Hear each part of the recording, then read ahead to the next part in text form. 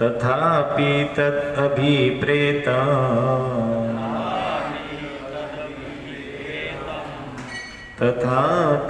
तदभिप्रेतम्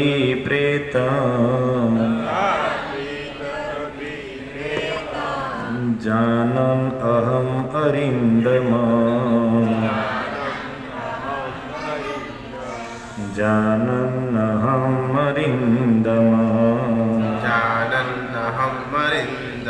पृष्ठतो अन्वगमं भर्तु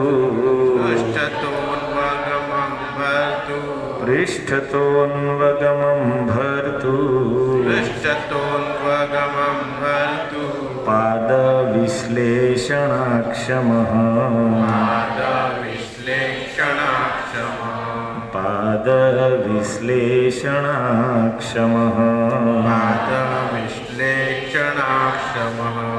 अद्राक्ष एकमासीन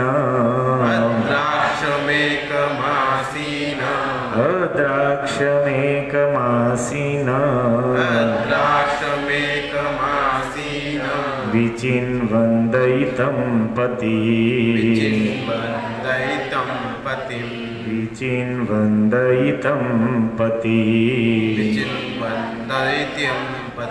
श्रीनिकेतं सरस्वत्या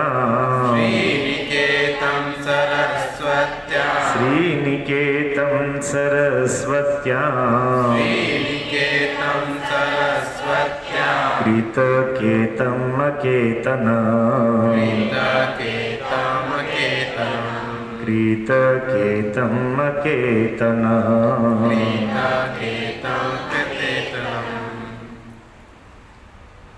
प्रभु जी तथापि तदभिप्रेतम् जानन्नहमरिन्दमम् पृष्ठतोऽन्वगमं भर्तु पादविश्लेषणाक्षमः अद्राक्षमेकमासीनम् विचिन्वन्दयितं पतिं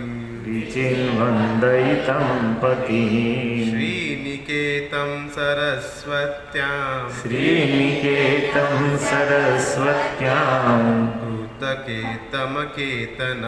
कृतकेतमकेतनम्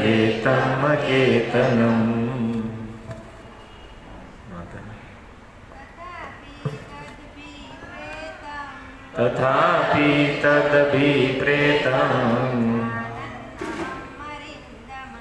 जानन्नहम् अरिन्दम दिष्टतोऽन्वगमं भर्तु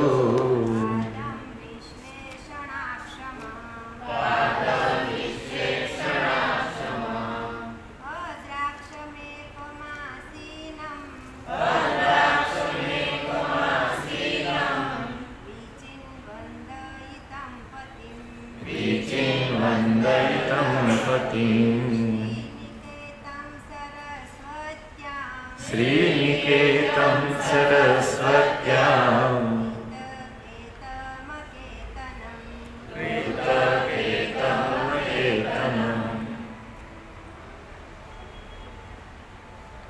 ॐ अज्ञानतिमिरान्धस्य ज्ञानाञ्जनशलाकया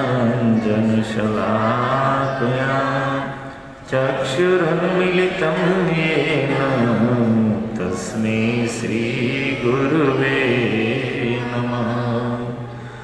नमो विष्णुपादाय कृष्णप्रेष्ठाय भूतले श्रीमते भक्तिवेदान्त स्वामिनिति नामिने। नमस्ते सरस्वती देवे गौरवाणी प्रचारिणे निर्विशेष शून्यवादी पाश्चात्य देशतारिणे। वंशाकल्पतरुभ्यश्च कृपा सिन्धुभ्यैव च पतितानां पावनेभ्यो वैष्णवेभ्यो नमो नमः। जय श्री कृष्ण चैतन्य प्रभु नित्यानंद श्री अद्वैत गदाधर श्रीवासादि गौर भक्तवृंद। हरे कृष्णा कृष्णा कृष्णा हरे हरे, हरे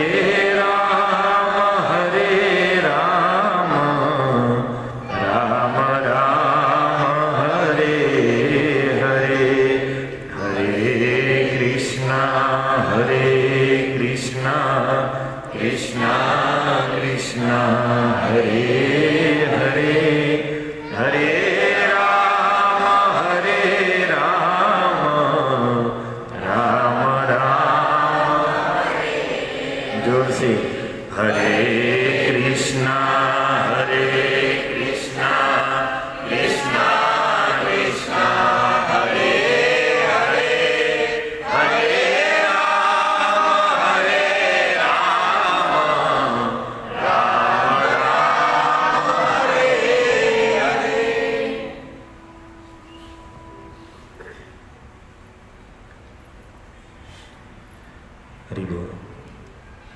हरे कृष्ण। तो सर्वप्रथम આજના પાવન ષઠતિલા એકાદશીના દિવસે ભગવદ્ કથા શ્રવણ કરવા પધારેલા સમસ્ત શ્રોતાઓના ચરણોમાં સાષ્ટાંગ દંડવત પ્રણામ।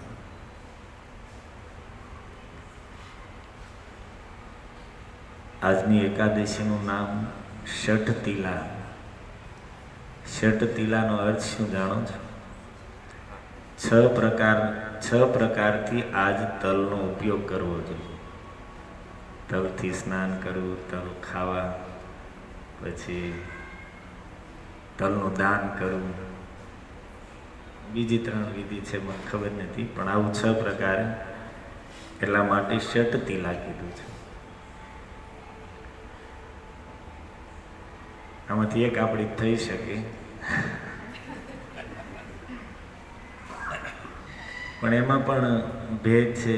મહારાષ્ટ્રમાં તલને ઉપવાસમાં તલ ખાય છે, અને આપણે ગુજરાતમાં તલને ધાનમાં ગણવામાં આવે છે। પછી તલના તેલમાં કંઈ તળીને ખાઈ લે, હાલ્યા કરે।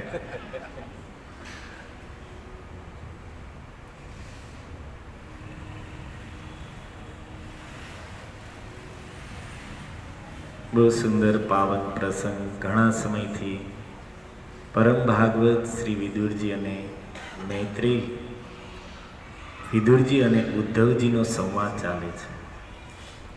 મૈત્રીજીનો તો હવે આગળ આવશે। ઉદ્ધવજી સાથે સંવાદ પૂરો થાય એટલે ઉદ્ધવજી વિદુરજીને મૈત્રીજી પાસે ગંગા તટ ઉપર મોકલશે। ત્યાંથી પછી વિદુર મૈત્રી સંવાદ પ્રારંભ થશે।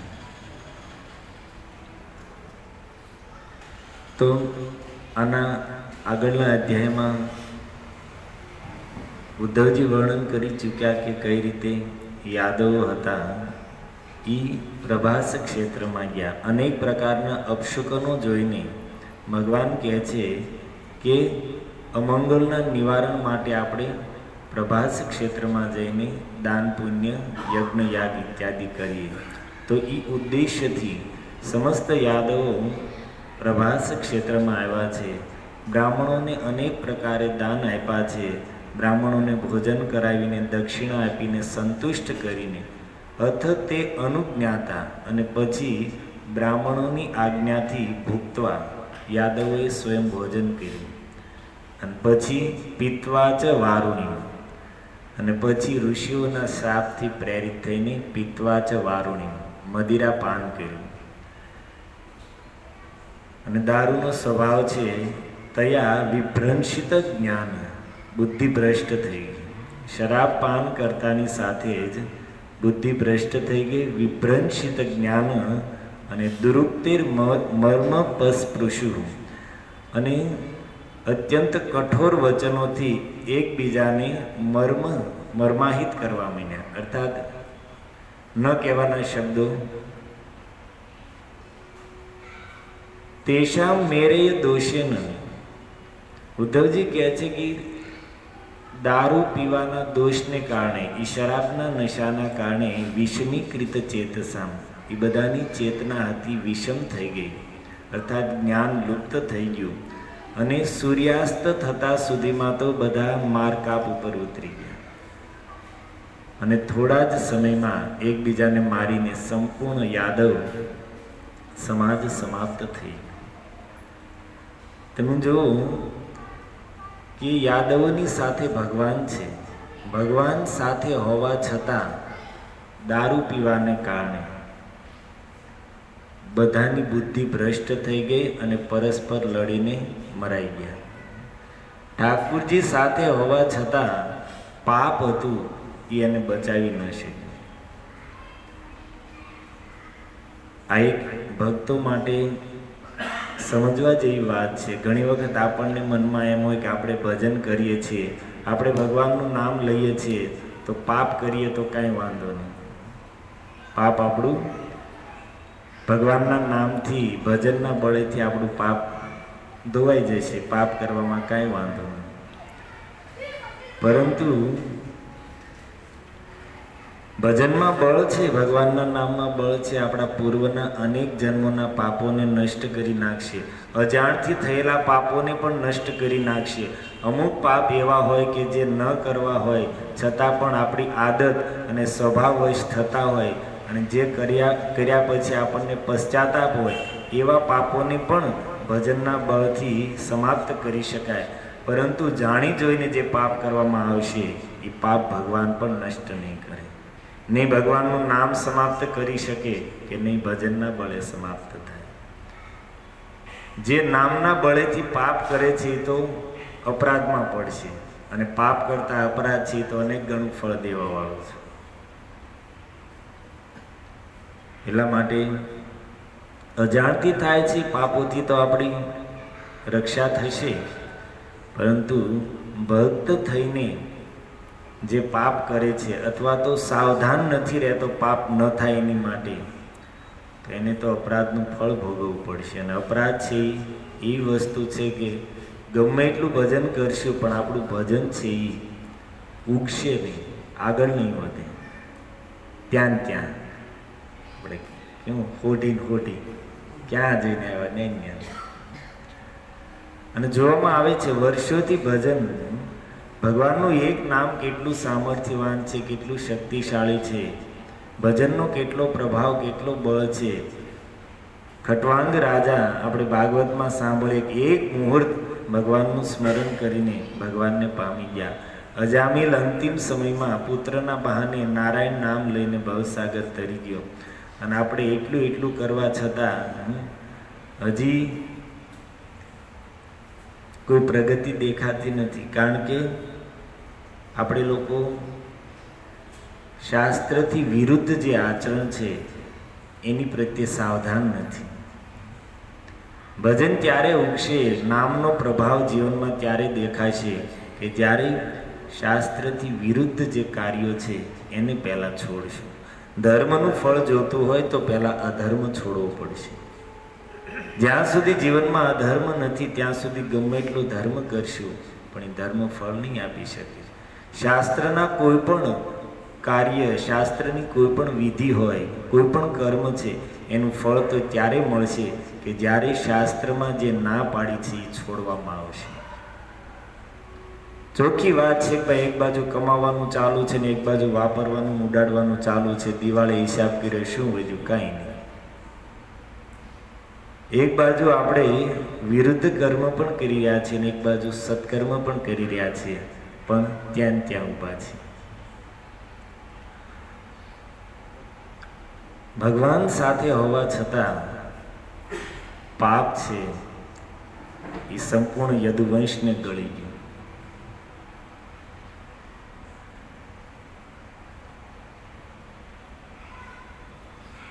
ભગવાન સ્વાત્મ માયા ગતિમ તામ અવલોક્ય. ઉદ્ધવજી કહે છે કે વિદુરજી, ભગવાનની માયાનું બળ તો જો. એ યાદવો એટલા બુદ્ધિમાન હતા, જ્ઞાનીઓ હતા, સાક્ષાત ભગવાનના સંગમાં રહેતા હતા, પણ છતાં એક નશાને કારણે, શરાબ પીવાને કારણે બધા જ નષ્ટ થઈ ગયા. અને ભગવાને જોયું કે હવે આ યાદવની બુદ્ધિ ભ્રષ્ટ થઈ ગઈ છે ને વિનાશ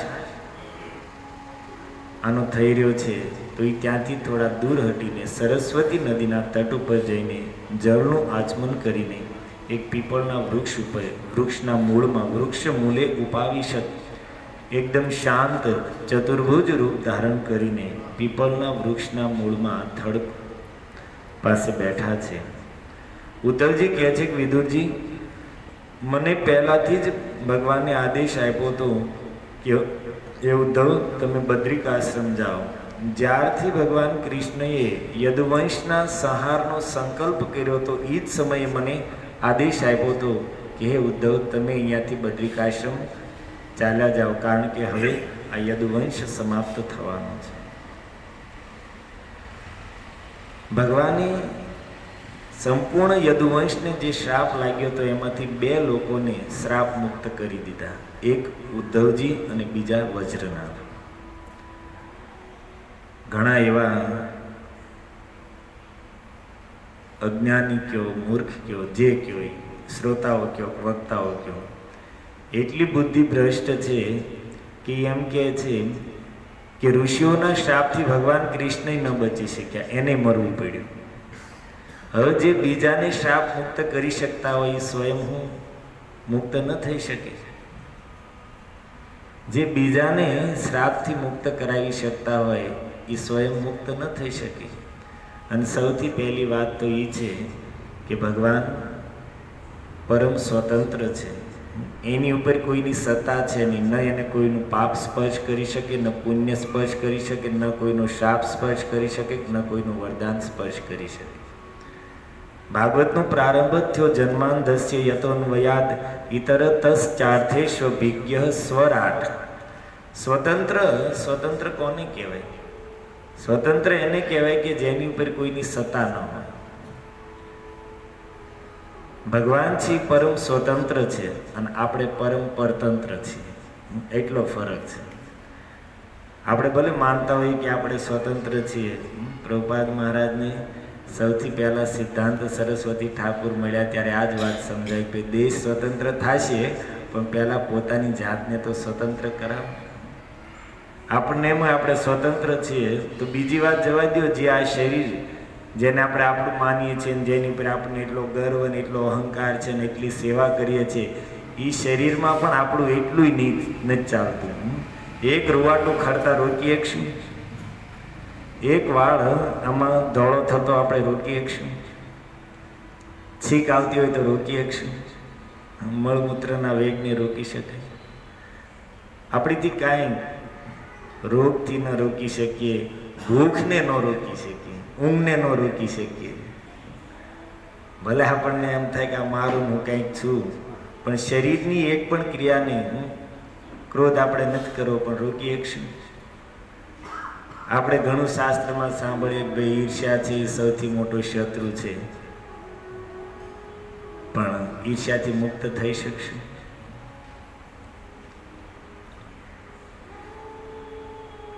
બારમા અધ્યાયમાં ભગવાન ભક્તોના લક્ષણ મને કોણ પ્રિય છે એમાં સૌથી પહેલા કહે છે અદ્વેષ્ટા સર્વભૂતાના, જે કોઈની સાથે દ્વેષ ન કરે. આપણે દ્વેષ મુક્ત થઈ શકીએ? કઈ વસ્તુ એવી છે કે જેનાથી આપણે કહી શકીએ કે ભાઈ અમે સ્વતંત્ર છીએ? આ તો સાધારણ વાત થઈ શરીરની.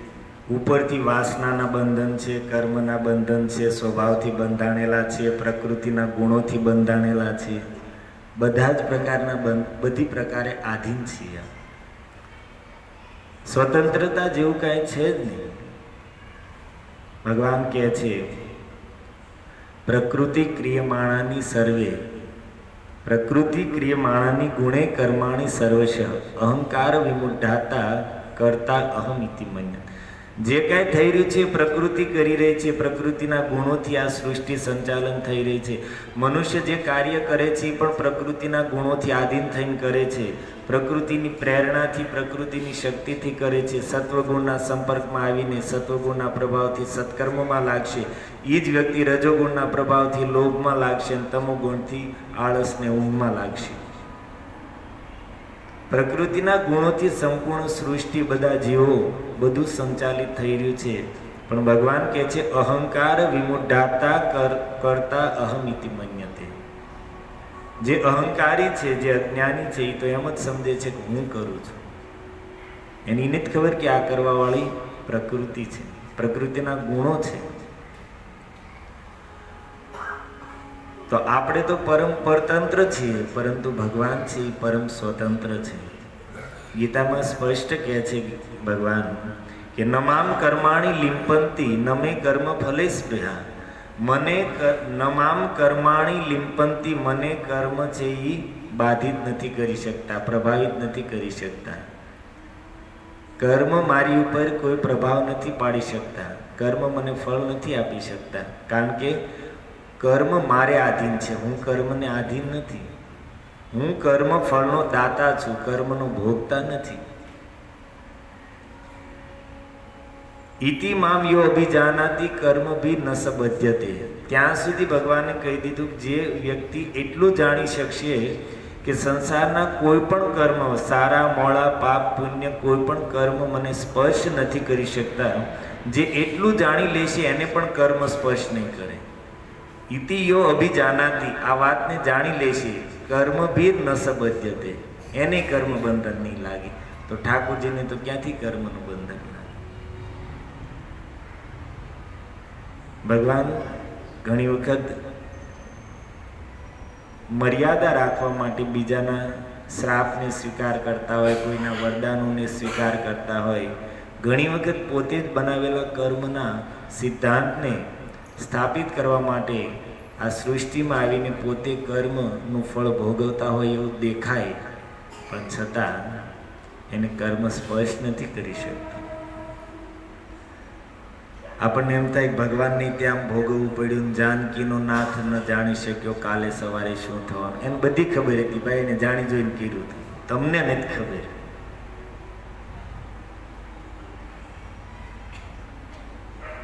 કોઈ માલિક, ઓફિસનો માલિક શેઠ હોય, એ ઓફિસમાં કંઈક નિયમ બનાવે. એ જે નિયમ છે એ જરૂરી નથી કે શેઠ પાલન કરે, એ શેઠ માટે નથી, એ ઓફિસના સ્ટાફ માટે એ નિયમ છે. છતાં એ શેઠે તે એ નિયમનું પાલન કરશે. કેમ? કારણ કે એને જોઈને ઓફિસમાં કામ કરવાવાળા લોકોને એમ થાય કે ભાઈ શેઠે ત્યાં નિયમ ફોલો કરતા હોય તો આપણે તો કરવા જ રહ્યા. એની માટે જરૂરી નથી, પણ છતાં બીજા લોકોને પ્રેરણા આપવા માટે, શિક્ષા આપવા માટે શેઠ સ્વયં એ નિયમોનું પાલન કરે છે. એમ ભગવાન પરમ સ્વતંત્ર, સૃષ્ટિના સર્જક હોવા છતાં, કર્મના ફલદાતા હોવા છતાં પણ આ સૃષ્ટિમાં જ્યારે પ્રગટ થાય છે તો પોતાના આચરણથી મનુષ્ય સમાજને શિક્ષા આપવા માટે પોતે જ કર્મ ભોગવતા હોય એ રીતે લીલા કરે છે, આચરણથી દેખાડે છે. નહીં તો એટલું સ્પષ્ટ કહે છે કે નમામ કર્માણી લિંપંતી. પુરાણોમાં એક કથા આવે છે કે એક વખત શુક્રાચાર્યજી, જે અસુરોના કુલ પુરોહિત છે, શુક્રાચાર્યજી તપસ્યા કરવા માટે ગયા. અને આ બાજુ દેવતાઓએ જોયું કે અસુરો પાસે અત્યારે બળ નથી, કારણ કે એની રક્ષા કરવાવાળા એમના ગુરુ શુક્રાચાર્યજી તો અત્યારે તપસ્યામાં બેઠા છે, તો મોકો સારો છે. તો દેવતાઓએ અવસરનો લાભ લઈને અસુરો ઉપર આક્રમણ કર્યું. અને દેવતા જ નહીં, આ બધાનો સ્વભાવ છે, જીવ માત્રનો સ્વભાવ છે કે મોકાની તલાશમાં હોય, ક્યારે અવસર મળે ને બીજાને આપણે બીજાના અધિકાર લઈ લઈએ ને બીજાનું જે હાથમાં આવ્યું લઈ. ઘણીવાર આપણે વાતો કરતા હોય કે ઓલાનું એટલું કરી ગયો, ઓલો એટલાનું ચીટિંગ કરી ગયો, એટલા ખાઈ ગયો, એટલો ભ્રષ્ટાચાર કરી ગયો. ભાઈ તું શાંતિ બેસ, તને અવસર નથી મળ્યો, નહીં તું કાંઈ મૂકી એમ નથી, તને મોકો નથી મળ્યો. આપણને તો અવસર મળે તો મંદિરના પૈસા નથી મૂક્યા. બોલો, તિલક કરે, તુલસી ધારણ કરે, ભક્ત કહેવરાવે, પણ એ મંદિરના પૈસા હાથમાં આવ્યો હોય તો એને નથી છોડતા, ભક્તોના પૈસાને નથી છોડતા, સેવાના પૈસાને નથી છોડતા. મંગળા આરતી કરે, વ્યાસપીઠ ઉપર બેસીને કથા કરે, પણ તોય હાથમાં આવે તો છોડતા નથી. આપણે દેખાય છે મંદિરોમાં બધું ચાલે જ છે. સાધારણ લોકોની વાત કરવી જ છે તો બિચારા સાધારણ લોકોને શું કામ કરીએ? આ બધા ઊંચા બેસીને ન કરવાના ધંધા કરે એની જ વાત કરી. પણ એક વાત તો યાદ રાખજો કે ખોટો પૈસો છે ને ક્યારેય પચશે નહીં. આ જ જન્મમાં 1 રૂપિયો 100 લઈને જાય છે, 100,000 લઈને જાય છે, ને 1,000 લાખ લઈને જાય છે, લાખ કરોડ લઈને જાય છે. અને આપણને આપણી આંખની સામે દેખાઈ જાય છે. જ્યારે એ પરિસ્થિતિ આવશે ને જ્યારે જાય છે ને ત્યારે અંદરથી જ અવાજ આવશે કે આજે આપણે એવું ખોટું કર્યું છે ને એનું ફળ છે. યાદ આવી જ જાય છે. પરમાત્મા રૂપમાં એ સાક્ષી, એનું કાર્ય જ છે, સાક્ષી બનીને બેઠા છે. જે ગલતી કરી છે ને એનું ફળ આવે ને ત્યારે આપણને યાદ કરાવું કે આપણે આ ઓલું કર્યું હતું ને એનું જ આ ફળ છે.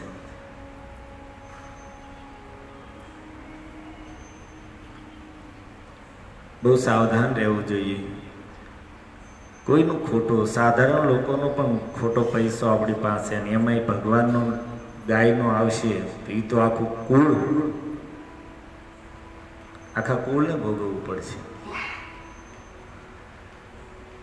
આપણા સનાતન ધર્મની, આપણા ઋષિઓની, આપણા વડીલોની શિક્ષા જ આ છે. આપણી સંસ્કૃતિ ત્યાગ પ્રધાન છે કે 3 ટકનો રોટલો ન મળે તો 2 ટક ખાજો, 2 ટક ન મળે તો 1 ટક ખાજો, પણ ક્યારેય કોઈનું ખોટું નહીં લેતા. એ આપણા પૂર્વજોની આ શિક્ષા છે. હવે અત્યારે બધું ફરી ગયું, કોઈ કાંઈ નથી બગાડ લેતું. આ ખોટા કરવાવાળા તે બધા મોજથી રહે છે. બોલાવો પાછા 2-4 દ્રષ્ટાંતો દે. આને આખા ગામનું ખોટું કર્યું, કાંઈ વાંધો છે?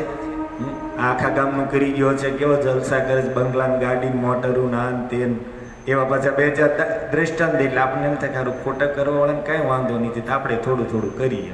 બહુ ન કરીએ તો કાંઈ નહીં, પણ થોડું થોડું કરીએ.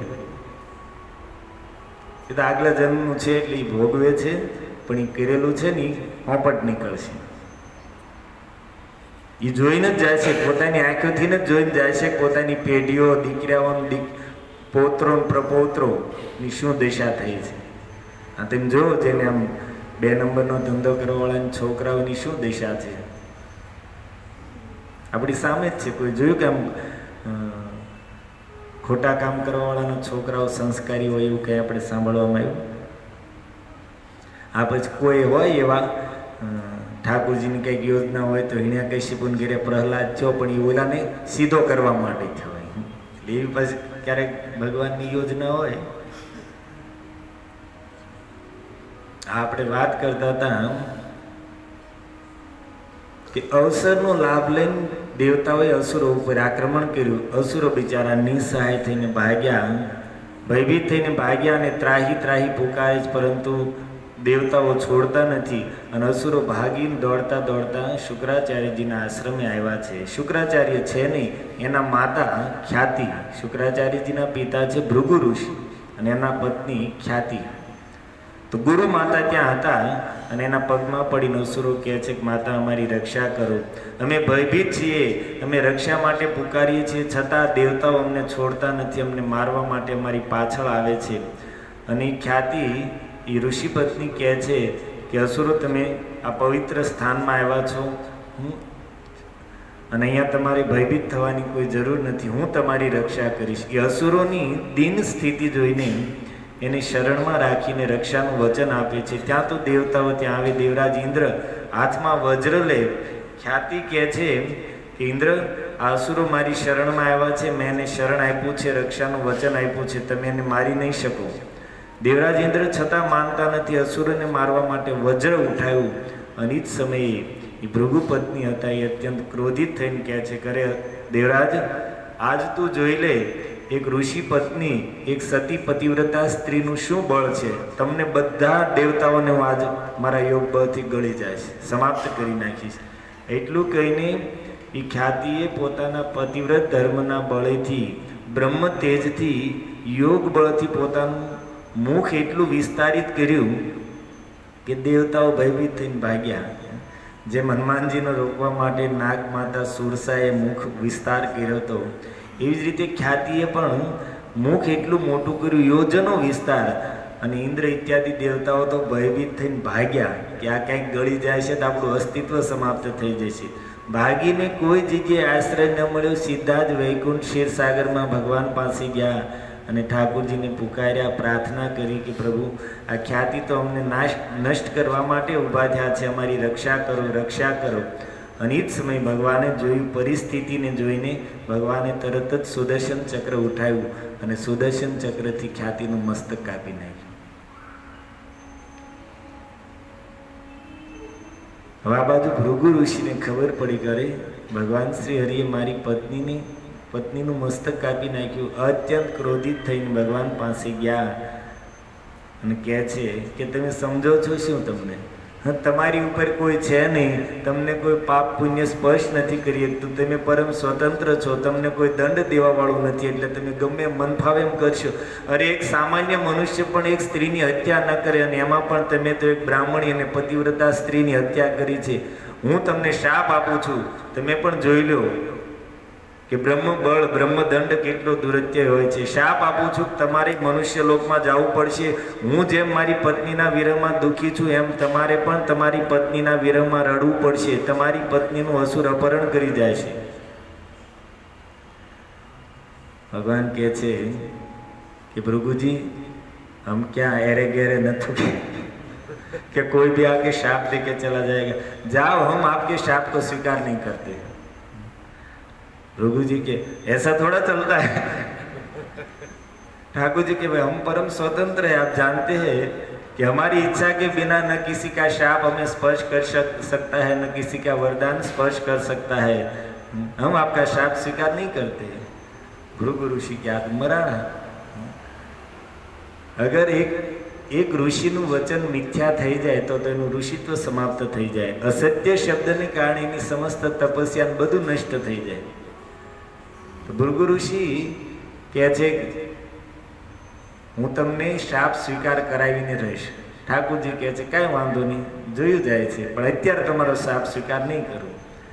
અને પછી ભૃગુજી હતા એ તો ગયા તપસ્યામાં બેઠા અને એટલી કઠોર તપસ્યા કરી, અનેક વર્ષો સુધી તપસ્યા કરી અને તપસ્યાથી આના શરીરમાંથી એટલું તેજ નીકળ્યું કે તેજને કારણે સૂર્યચંદ્રના તેજ ફીકા થઈ ગયા, આકાશમાંથી તારાઓ પડવા માંડ્યા, ગ્રહોની ચાલ હતી બદલાઈ ગઈ, આખી સૃષ્ટિમાં એક પ્રલય જેવું વાતાવરણ થઈ ગયું। સમસ્ત દેવતાઓ ભયભીત થઈને બ્રહ્માજી પાસે ગયા અને બ્રહ્માજી બધા જ દેવતાઓને સાથે લઈને ભગવાન પાસે જાય છે ક્ષીર સમુદ્રમાં અને કહે છે પ્રભુ તમે ગમે રીતે ભૃગુજીને તપસ્યામાંથી મુક્ત કરો, નહીં તો સૃષ્ટિનો પ્રલય થઈ જશે।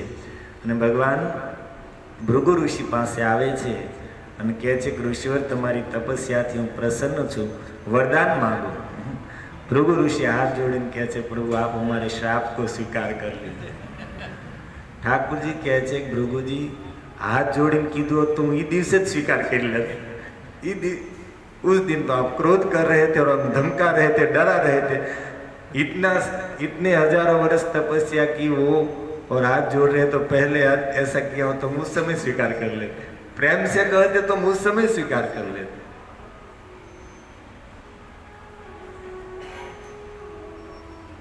हम आपको यह कह रहे कि भगवान परम स्वतंत्र है, वो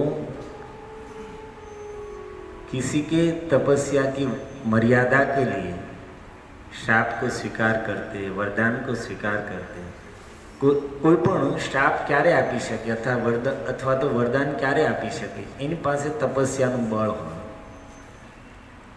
तो ये तपस्यानुं सन्मान करवा माटे, आदर राखवा माटे भगवान शाप अने वरदानने स्वीकार करे छे। अन्यथा तो ये परम स्वतंत्र छे, एने कोई कर्म स्पर्श करी नथी शकतुं, एने कोईनो शाप स्पर्श नहीं करी शकतो। उद्धवजी अने वज्रनाभ आ बे जणाने भगवाननी श्रापथी मुक्त कर्या छे। अने अहींया उद्धवजी कहे छे कि हे विदुरजी अथापि तद अभिप्रेतम जानन अहम अरिंदम, हे शत्रुदमन। विदुरजी माटे संबोधन करे छे अरिंदम, શત્રુનું દમન કરવા. વિદુરજી કોઈ રથ ઉપર સવાર થઈને યુદ્ધ કરવા માટે નીકળ્યા હોય એની માટે નથી કહેતા. વિદુરજીએ આંતરિક શત્રુઓનું દમન, પોતાના કામ, ક્રોધ, ઈર્ષ્યા, દ્વેષ ઇત્યાદિ અંદરના શત્રુઓને જીતી લીધા છે. એટલા માટે એની માટે સંબોધન છે અરિંદમ. અને બહારના શત્રુઓને જીતવા તો સહેલું છે, કારણ કે દેખાય તો છે, પણ અંદરના જે આપણા શત્રુઓ છે એ તો દેખાતાય નથી. એની સામે વિજય પ્રાપ્ત કરવી મુશ્કેલ છે. એની માટે એક જ મહાપ્રભુએ ઉપાય બતાવ્યો, પરમ વિજયતે કૃષ્ણ સંકીર્તન. એ વિજય કરવા માટે તો કૃષ્ણ નામ સંકીર્તનનો આશ્રય લેવો પડશે. બહારના શત્રુઓ તો તલવાર ને ભાલા ગન ને જે આવતું એનાથી જીતી શકાય છે, ધાક ધમકીથી, કંઈક લાલચથી, ડરાવીને. પણ જે અંદરના શત્રુ છે એની સામે કોઈનું વશ, પહેલી વાત તો એ છે કે અંદરના શત્રુ ઓળખાશે નહીં. અને એને ઓળખવા માટે દ્રષ્ટિ કઈ છે જાણો છો? સત્સંગ રૂપી દ્રષ્ટિથી આપણને આપણા અંદરના શત્રુ દેખાશે. સત્સંગ નથી કરતા ને એને પોતાની ભૂલ જ નથી દેખાતી. સત્સંગના બળથી કમસે કમ આપણને સમજાશે કે આપણે ક્યાં ગલત જઈ રહ્યા છીએ, આપણી ભૂલ શું છે. પણ સુધારી તો નહીં જ શકીએ, ખાલી સમજાશે આપણને આપણી ભૂલ, પણ સુધારી તો ત્યાં સુધી નહીં શકીએ કે જ્યાં સુધી નામનો આશ્રય નહીં લેવામાં આવે. પરમ વિજય તે શ્રી કૃષ્ણ સંકીર્તન. મહાપ્રભુ પરમ શબ્દ એટલા માટે લગાડે છે કે અંદરના જે શત્રુઓ છે જેને જીતવા માટે બીજો કોઈ ઉપાય જ નથી, એ શત્રુઓને પણ કૃષ્ણ નામના બળેથી જીતી શકાય છે. તો ઉદ્ધવજી કહે છે કે મેં જોયું કે પ્રભુ સરસ્વતીના તટ ઉપર જાય છે એટલે હું પણ પાછળ પાછળ અહમ અન્વગમમ ભરતું અર્થાત સ્વામી, મારા સ્વામી ભગવાન કૃષ્ણની પાછળ ઉદ્ધવજી કહે છે હું પણ એની પાછળ ગયો. કારણ કે પાદ વિશ્લેષણમ અક્ષણમ, કારણ કે ભગવાન કૃષ્ણના ચરણોને છોડીને રહેવું એ મારી માટે અસંભવ છે. અને ઉદ્ધવજી કહે છે કે હું ત્યાં ગયો અને મેં શું જોયું? અદ્રાક્ષિમ એકમ આસીનમ. મેં જોયું કે પ્રભુ એકલા જ બેઠા છે, પીપળના વૃક્ષના નીચે ચતુર્ભુજ રૂપ ધારણ કરીને. એકમ આસીનમ, એકલા બેઠા છે. કેવા છે? શ્રી નિકેતનમ, જે શ્રી અર્થાત લક્ષ્મીજીનું એકમાત્ર આશ્રય સ્થાન છે. સરસ્વત્યામ, સરસ્વતી નદીના તટ ઉપર એકલા બેઠા છે. અને ભગવાનનું સ્વરૂપ કહે છે કે જે લક્ષ્મીજીનો જ નહીં, કૃતકેતમ, સંપૂર્ણ સૃષ્ટિનો આશ્રય છે. અને સ્વયં અકેતનમ, એનો કોઈ આશ્રય આ જગતમાં નથી. ઉદ્ધવજી ભગવાનની વિશેષતા બતાવે છે કે જે લક્ષ્મીના શ્રી નિકેતનમ, લક્ષ્મીનું આશ્રય સ્થાન છે. લક્ષ્મીનું જ નહીં, કૃતકેતનમ, સંપૂર્ણ સૃષ્ટિનો આશ્રય જ છે. સ્વયં એનો કોઈ આશ્રય નથી અને એ સંપૂર્ણ જગતનો આધાર છે. અને એટલા માટે જ ભાગવતમાં વારંવાર દ્રષ્ટાંત દેવામાં આવ્યું છે કે જેમ વૃક્ષ એના મૂળના આશ્રય ટકેલું હોય, એમાં સંપૂર્ણ સૃષ્ટિને વૃક્ષની ઉપમા આપવામાં આવે તો એનું મૂળ ભગવાન કૃષ્ણ છે. ગીતામાં ભગવાન સ્પષ્ટ કહે છે, ગતિ ભર્તા સાક્ષી નિવાસ શરણમ સુહ્યદ પ્રભવ પ્રલય સ્થાનમ નિધાનમ બીજમ અવ્યયમ. ગતિ હું છું, જીવ માત્રની ગતિ. ગતિ કોને કહેવાય? ગતિનો અર્થ થાય લક્ષ્ય, અંતિમ સ્થાન. જે રીતે કોઈ ટ્રેન અહીંયાથી ચર્ચગેટ જતી હોય તો આપણે કહી શકીએ કે એનું અંતિમ સ્થાન ચર્ચગેટ સ્ટેશન છે, એ એની ગતિ છે. જીવ માત્રની અંતિમ ગતિ હું છું, ભરતા હું છું અર્થાત ભરણ પોષણ કરવા વાળો હું છું, પ્રભુ બધાનો સ્વામી હું છું, સાક્ષી હું છું, હૃદયમાં અંતર્યામી રૂપમાં બેસીને બધા જીવોના પાપ પુણ્ય ગુણ દોષોનો હું સાક્ષી છું. નિવાસ, સંપૂર્ણ સૃષ્ટિ મારી અંદર જ નિવાસ કરે છે. શરણમ, શરણ લેવા યોગ્ય હું છું. સુહ્યદ, બધાનું અકારણ હિત કરવા વાળો હું છું. પ્રભવ, બધાની ઉત્પત્તિ, પ્રલય વિનાશ, સ્થાનમ સ્થિતિ, અને નિધાન, નિધાનનો અર્થ થાય આશ્રય, પરમ વિશ્રામ હું છું. બધા જ જીવોનો, સંપૂર્ણ સૃષ્ટિનો ભગવાન કહે છે કે નિધાન, આશ્રય પરમ વિશ્રામ હું છું. આશ્રય કોને કહેવાય? આશ્રય શબ્દનો અર્થ જાણો છો? આશ્રય સ્થાન એને કહેવાય કે જ્યાં પહોંચીને વ્યક્તિને શાંતિ મળે, સુખ મળે. આપણી માટે અત્યારે આશ્રય શું છે? શરીરની દ્રષ્ટિથી આપણે જોઈએ તો આપણો આશ્રય શું છે? આપણું ઘર. માણસ ગમે ત્યાં ગયો હોય, ઘરે પહોંચે ને ત્યારે જ એને આમ કંઈક હાશકારો થાય. માની લો કે ફરવા ગયા હોઈએ, 15 દિવસ મહિનાની ટૂર ઉપર ગયા હોઈએ, હવે ત્યાં સારામાં સારી રહેવાની હોટલો હોય, રૂમ સારામાં સારા હોય, ખાવાનું સારામાં સારું હોય, અને મનોરંજન મોજ કરીને 15 દી મહિને ઘરે આવીએ, ત્યાં સારામાં સારી સુવિધા ભોગવીને આવ્યા જ, પણ છતાં ઘરે ના આવીએ ત્યાં સુધી શાંતિ ન મળે. ઘરે આવે ને એટલે માણસને કેમ થાય, હાશ પોઈ ગયા. તો આશ્રય એને કહેવાય કે જ્યાં પહોંચ્યા પછી વ્યક્તિને એક સુખની અનુભૂતિ, એક શાંતિની અનુભૂતિ થાય. અને એ સ્થાન ક્યાં છે? ભાગવત કહે છે, ધોતાત્મા પુરુષ કૃષ્ણ પાદ મૂલમ ન મુંચતી મુક્ત સર્વ પરિક્લેશ પાંથ સ્વશરણમ યથા. પાંથ રસ્તામાં નીકળે